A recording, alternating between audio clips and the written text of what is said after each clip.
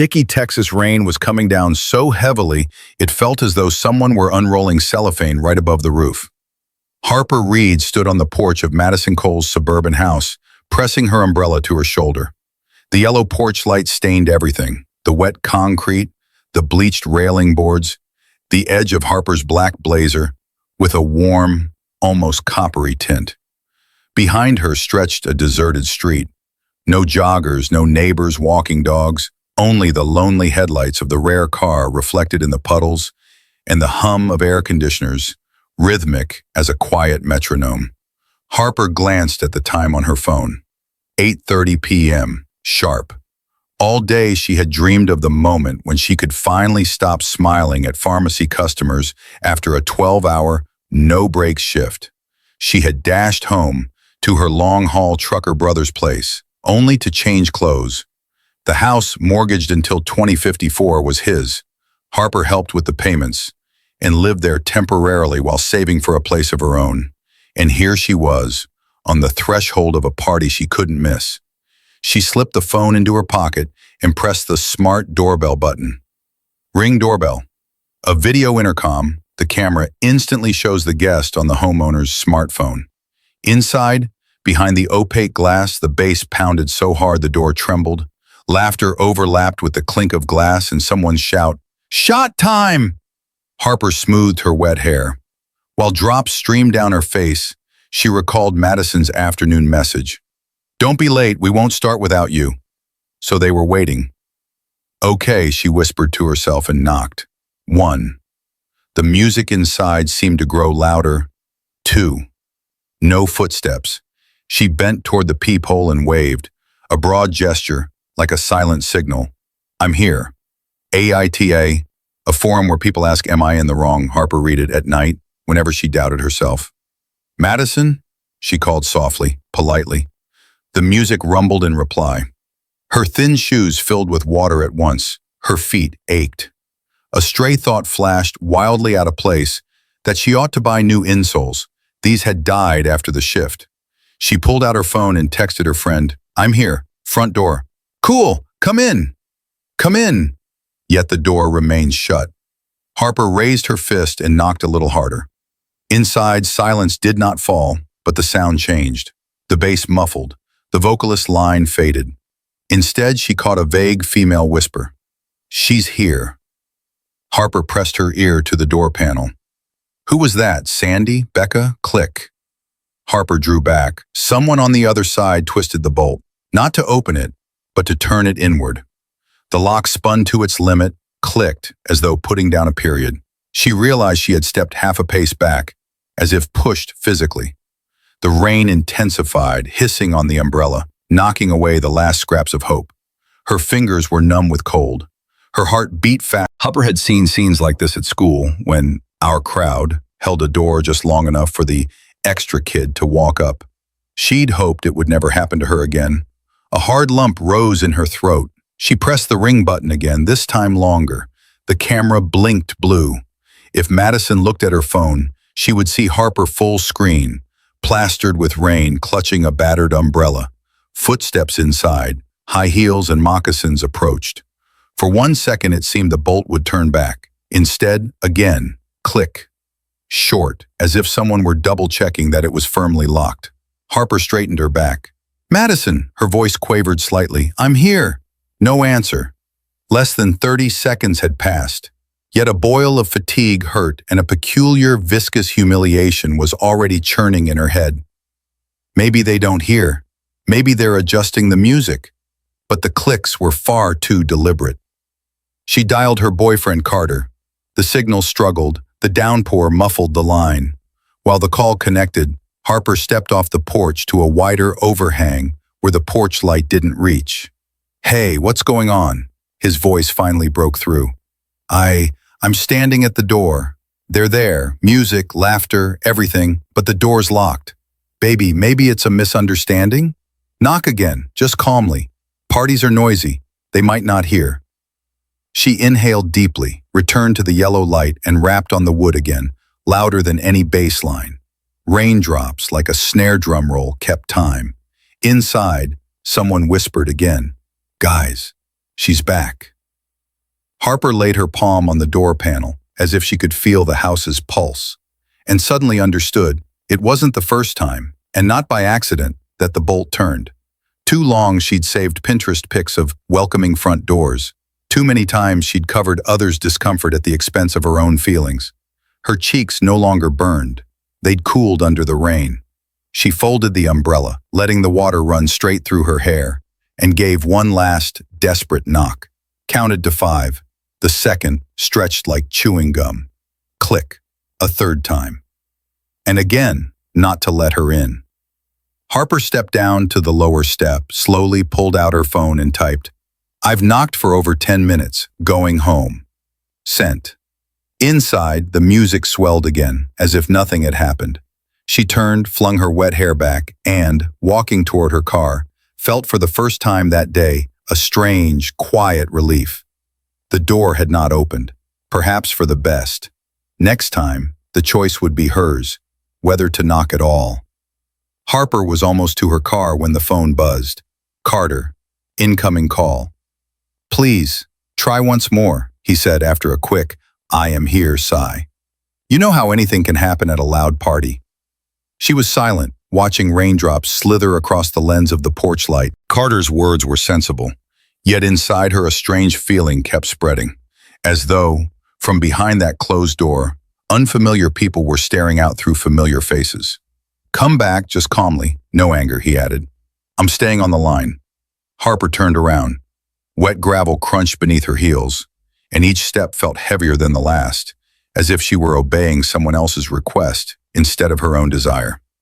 Beneath the lamp's coppery glow, she texted Madison again. "I'm outside again." "Great, see you." "Great." Harper packed all the softness she could into her fist. One more knock that could still be chalked up to misunderstanding. She recalled a recent chat with a coworker about soaring prices in Cedar Trails. The real estate market here's insane, remember? Madison's house was now worth $500,000.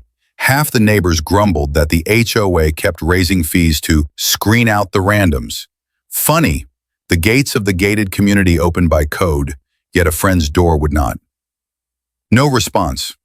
She knocked louder. 2 short raps, 1 long. The pattern her mother used before entering their bedroom, warning, "I'm coming in." Again silence. Only the low vibration of bass, as steady as the hum of the pharmacy's night cooler. Harper pictured someone inside pressing a finger to their lips, half joking, whispering, "Shh, don't breathe." A painful memory flared. Middle school cafeteria, a tray in her hands, girls at the round table suddenly busy, while she scanned for a seat. Back then, she had believed adults did not play those games. Click. The lock turned once more. "They hear you," Carter murmured in her ear, as though whispering at confession. "They definitely hear." Harper dropped the last scraps of politeness. Her fist smacked the panel. "Madison, it's me, Harper." The answer was the muted gurgle of ice in a shaker. The music dipped for half a second, then came back at full volume. Probably a pro DJ console with auto gain. She typed in the downpour, fingers trembling more from anger than from cold. "I'm on the porch, can you open the door?" A moment later, "'Kay, be right there." Same answer as before. "Still there?" Carter almost whispered. "Yes." She stared at bubbles bursting on the ring lens. "She sees me. They all see me." Rain hammered the umbrella like a parade drum. Harper knocked one last, heavy triple strike, the whole of her anger in 3 blows. Her voice cracked. "Guys, 3 seconds, open the door." Inside, a high, overly merry voice called, "She's really here." But the bolt clicked again, locking. 13 knocks. 12 minutes, 0 open locks. The silence behind the door was not auditory. It was emotional. That familiar adult realization, the door of your own people, can be sturdier than a bank vault. Harper felt a hard lump forming in her gut, so she was the extra after all. Only a month ago, at the library book club, she had defended Madison's choice of a twisty Jane Harper mystery. They'd laughed. What had changed? No answer came. Perhaps the click itself was the answer. Nothing had changed. Only illusions had dissolved. She typed the final message. "I've knocked more than 10 minutes. I'm heading home." Send. Then she flipped the phone to silent, as though punctuating not just the conversation, but her old habit of offering explanations. 1 second. 2. The screen lit with an incoming call from Madison. Harper pressed decline. A podcast line echoed in her head. Your boundaries are the instructions you hand the world. The rain turned into thick vertical sheets like a curtain. The boundary was drawn. Harper walked to her car without hesitation, feeling how, beneath the drumming of the drops, something heavy yet freeing was slowly lining up inside. I choose myself. Wipers lazily scraped the windshield, sweeping water into yellow arcs under the headlights. Harper steered off Cedar Trail's quiet lane onto Highway 71, where street lamps were scarce and the landscape stretched like black velvet dotted with stray ranch lights. She left the radio off, the measured hiss of rubber on wet asphalt, and the muffled beep of new notifications were sound enough. 8:47 p.m., first ping, an insurance reminder. Auto policy expires in 3 days. Renew online. Routine, yet tonight it nicked a sore spot. Convenient to remind me when I'm already hurting. She almost swiped it away, then set a lunchtime alarm to renew. Adult reflex, drilled in over years. An overdue premium stings worse than anyone's indifference. 8:49, another pop-up. Madison, voice memo, 27 seconds. Harper didn't tap play, let it hang there, an unpaid invoice not worth settling. Rain eased out here, away from clustered houses. Only fat, heavy drops thudded on the windshield and skittered off. On the semi-dry asphalt, the tires sang a low vibrato. In her head ticked a strange equation. 13 knocks, 12 minutes, 0 open locks. Simple numbers forming the hardest trust math there is. At 20, she thought, I'd probably have stood until I turned blue, crying, inventing excuses, some misunderstanding. At 40, she wasn't 40, only 24, but already felt the weight of the decades ahead and the price of her own peace. At 40, self-respect costs more than any explanation. From the passenger seat, a crossbody purse slid to the floor mat. One-handed, Harper set it back. Inside was a folded sheet, a savings projection for a first down payment, drafted with the bank advisor, 32%. 32, she murmured, like checking a report card. 2 more years of frugality and maybe she could buy that little townhouse closer to downtown. Her own house, her own doors, her own lock. The phone beeped again. Carter. You okay? Call when you get home. She smiled, weary, toggling speaker. I'm on the highway, heading home. I'm fine. No drama. Sorry, but you know, she exhaled, feeling tension drift out with the damp air. It mattered to find where chance ends and choice begins. Now I see it was their choice. Carter paused, then offered, swing by my place? I'll make honey tea. We can talk, or not. Thanks, but I want my own shower, pajamas, sleep. Inventory tomorrow at the pharmacy. They said goodbye. Half a mile later, Harper pulled onto the shoulder, set the phone to do not disturb, and allowed herself 10 seconds of pure silence. Rain had nearly stopped. Ahead lay a ribbon of blacktop. Along the verge, a thin stream ran, catching the scattered glow of taillights. Here, among dark fields and the smell of wet sage, something heavy inside settled, not a stone, but a foundation. Sad, bitter, and steady all at once. No closed door is worth unlearning how to open your own, she thought, flicking on the blinker. The speedometer digits crept upward as a radio ad whispered about insurance rates. Odd how even on an empty road, life kept dictating bills, deadlines, reminders. But now every tick of the turn signal sounded not like a demand, but an affirmation. She steered the course and the doors she chose to open. Saturday morning, the rain no longer drummed on the shingles. Thin strands slid from the eaves like harp strings let loose. Harper woke at 6:40 a.m., an hour before her alarm, and lay a few seconds listening to familiar house sounds. Her brother's coffee maker clicked on by timer. Somewhere beyond the wall, the dryer began its low hum. A heaviness of unrest and a salty aftertaste of a dream, knocking until her knuckles went numb, sat in her chest. Pour it out, Harper told herself, or it'll settle inside like silt. She poured coffee, opened her laptop, and almost automatically pulled up Reddit. The title wrote itself, AITA for leaving my friend's birthday after she literally locked me out. AITA, am I the a-hole? A forum where people post a conflict and strangers vote who's in the wrong. Harper set out the facts, plain, no invented drama. A 12-hour shift, the agreed 8:30 arrival, 13 knocks, 3 clicks of a bolt. She signed honestly. Both she and her friend are 24. She feels hurt, but wonders if she's overreacting. Then she hit post. 3 hours later, back from a morning run, she found 1,000 comments. At the same time, the YouTube channel Hidden Truths Stories, hosted by calm baritone Tom Bishop, 47, a former Ohio radio announcer, had already reacted. Fresh AITA with solid drama. Friends, welcome.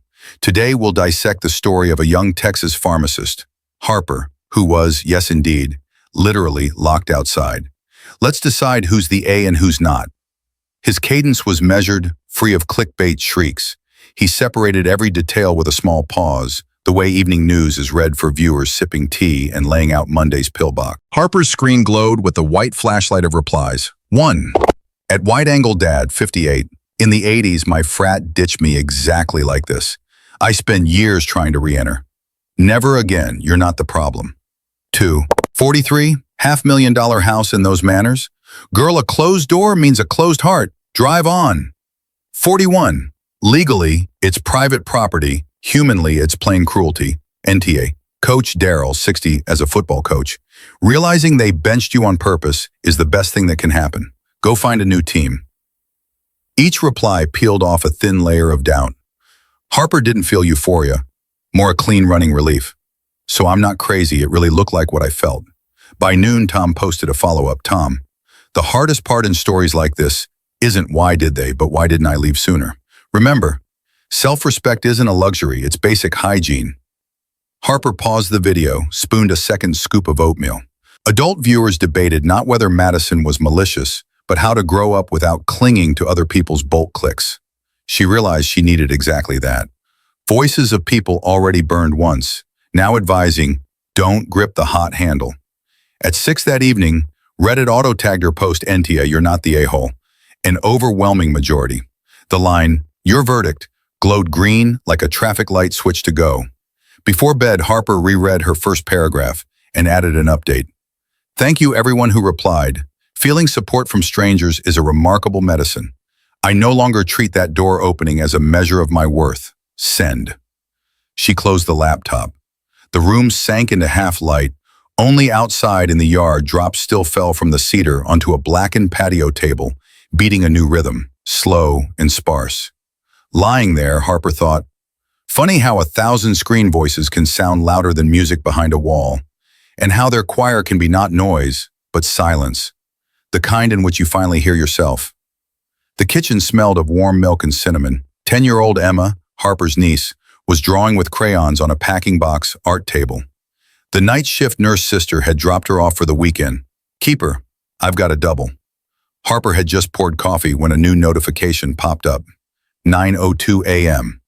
Part 2 of the birthday tonight, cozy vibes, come? She glanced at Emma, carefully shading a blue cloud on cardboard. Go back to the crowd that had practically locked her out to seek approval again? No. Decisively, thanks, can't. She gave no explanation. Duties are more real than parties. 10 minutes later, the screen flashed a long gray block. Madison. Harper, I'm so sorry you felt unwanted. Honestly, I didn't see you in the peephole, probably the rain. Ring camera glares, I really wanted you there. Let's fix this? The words were perfect, even polished, like written under a PR crisis coach's dictation. Harper felt something inside soften. She replied, thanks, I actually thought it was a prank. It hurt. Madison fired back almost instantly, offended you could think I prank you.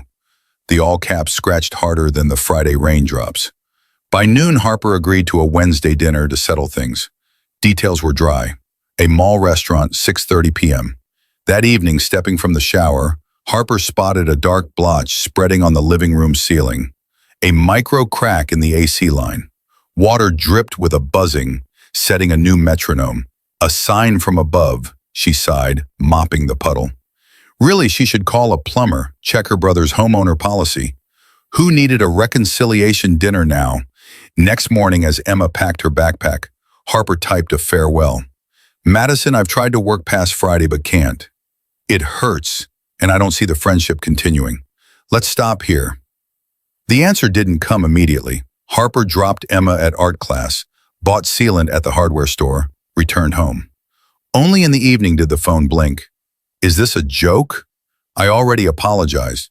If you truly can't let it go, I've nothing more to say. No question mark, no emoji. Cold as a steel peephole. Harper read it twice, closed the chat, and did not answer. Late that night, Emma sat on the couch, tongue out, planning summer break in a notebook. Harper, on a stepladder, pressed sealant into tiny wounds in the drywall. "And Harper," the girl suddenly asked, "what will you fix after the ceiling?" "Probably a couple outlets in the bedroom," Harper smiled, smoothing the final bead. Emma nodded gravely. "The main thing is, you can fix anything." It sounded oddly prophetic. Harper climbed down, feeling the words nudge something tender and vital. Fixing doesn't mean return to the old. Sometimes it means making sure it never leaks again. Night was quiet now. Rain gone, the air smelled of wet cedar. Before bed, Harper stepped onto the porch, checked the new bead under the awning, and clicked the inside deadbolt. The click was neat, almost musical. She turned the knob, secure. Yet the feeling wasn't about barricade, it was about peace. No door someone locks against you should ever make you doubt your own value, flashed the line from that podcast. She shut off the light, leaving the house in darkness, and went to bed. Somewhere, on silent, a pending friend request still blinked, but the door was closed from the inside. Monday, exactly 5 p.m., the pharmacy shut its doors for a technical hour of inventory, and Harper, for the first time that day, allowed herself to check personal email. In the spam folder, she spotted a note from Ring Support. Request to view recording for June 14th, 8:30, 8:45 p.m. The sender? madison.cole@uni-text.edu. 2 buttons, allow/deny. Her stomach dropped. So Madison really had opened the event log, and if she was requesting a copy now, it meant she hadn't saved. That night, the ceiling no longer seeped. The sealant had set like stone. Yet something dripped elsewhere in her memory. Harper sat in the hush of the living room, staring at the blank rectangle of the TV, and on impulse decided to watch the very recording herself. Grainy porch footage filled the laptop screen. Rain, the yellow lamp, her small figure with an umbrella, a lock click. The figure behind the door couldn't be seen, but a laugh was audible. 8:31:48. Madison's face bursts into frame. She presses fingers to her lips and playfully shishes toward the glass door as if playing hide-and-seek. 8:32:07. A man Harper barely knows steps beside her. His arm is in a cast. Fake, Harper later realized. He whispers, "If she leaves, we win the bet." 8:32:19. Madison folds a finger. 1 point. They laugh. Fragments of the phrase prove she'd give up. Cutting through the rain hiss. Harper froze. Not exactly hurt, more a dizzy clarity. It had been a test. Would she keep trying if denied entry? A test Madison failed the moment she slid the bolt. Next morning, Madison sent another email. "No, sorry, no, let's talk. Only, I urgently need that video. Please, it's a misunderstanding. It looked bad, but the channel's audience already has my address. I'm in trouble. Signed, Madison Cole, digital psychology grad." Digital psychology, that was it. For her thesis, Madison was studying emotional resilience thresholds in micro-betrayal scenarios. She had needed a live reaction, not statistics. Harper closed the email. That very day, Tom Bishop released a new video.